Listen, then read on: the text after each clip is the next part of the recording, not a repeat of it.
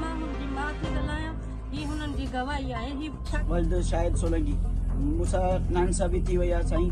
ये मुंहिंजो निकाह थियल आहे। ईद चौथे ॾींहं सां मुंहिंजी ज़ाल गाइबु आहे। उन नालो महकली सोलंकी आहे। हीअ हिन जा वालिदनि वेठा आहिनि जो छोकिरे जो नालो ख़बर पए थी। ही वीडियो आई आहे।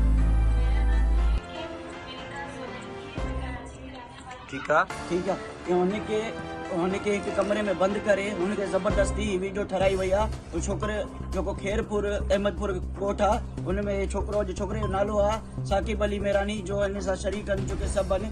मौलवियुनि मां इहो पुछणु चाहियां थो कि निकाह जे मथां निकाह जाइज़ आहे। ये मां पुछां मां IG सां इहा दरख़्वास्त करां थो कि मूंखे इंसाफ़ ॾियो वञे। मुझे इन ससु सहुरनि खे परेशान थियो वियो आहे। वीचारा परेशान आहिनि। मूंखे अॼु ख़बर पई आहे। हीअ वीडियो हीअं निकिती आहे कि निकाह जे मथां निकाह जाइज़ आहे। ये मौलवियुनि खां मां इहो पुछणु चाहियां थो इस्लाम में जाइज़ आहे, इहो ग़लति आहे, मूंखे इंसाफ़ ॾियो वञे। जी नाज़रीन, सिंधरंग न्यूज़ में ख़बरुनि जो सिलसिलो जारी आहे। हींअर ख़बर शामिल कंदासीं अहमदपुर खां।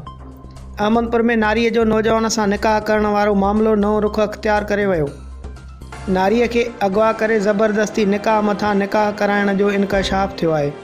नारीअ जे पीउ माउ समेत अॻूणे मुड़ुस जो एहतिजाज, IG सिंध ऐं ॿियनि वसवारनि खां इंसाफ़ जो मुतालबो। तफ़सील खां अव्हांखे आगाह कंदासीं त अहमदपुर में नारी महक सोलंकीअ जो नौजवान साकिब मल्लाह सां खेरपुर जी अदालत में पसंदि जो पहिरियों करण वारो मामिलो नओं रुख अख़्तियार करे वियो आहे। नारीअ खे अगवा करे ज़बरदस्ती निकाह मथां निकाह करण जो इंकशाफ़ थियो आहे। उन ॾिस में नारीअ जे पीउ अख्तर सोलंकी मां शहज़ादी सोलंकीअ समेत संदसि अॻूणे मुड़ुस हैदर सोलंकीअ सख़्तु एहतिजाज कंदे चयो आहे त नारीअ जो 2 साल अॻु मूंसां निकाह थियल आहे ऐं असां शादीअ खां पोइ ज़ाल मुड़ुस तमामु ख़ुशि रहिया आहियूं। जॾहिं त गुज़िरियल ईद खां पोइ चौथे ॾींहं ते मुंहिंजी ज़ाल शहर मां ॿारनि लाइ शइ ऐं ॿियो सामान वठण लाइ वई हुई, जितां हुनखे अगवा कयो वियो आहे, जंहिंजी हद जे पुलिस वटि NC पिणु दाख़िल कराई आहे, पर उन जो को बि ॾसो पतो न पइजी सघियो आहे। ताज़ो सोशल मीडिया ते हिकु वीडियो नज़र आयो जंहिंमें ॿुधायो पियो वञे त नारी महक सोलंकी अहमदपुर जे नौजवान साकिब मल्लाह सां खेरपुर जी अदालत में प्यार जो परिणो करे छॾियो आहे, जेका वॾी नाजाइज़ी ऐं ज़ुल्म आहे।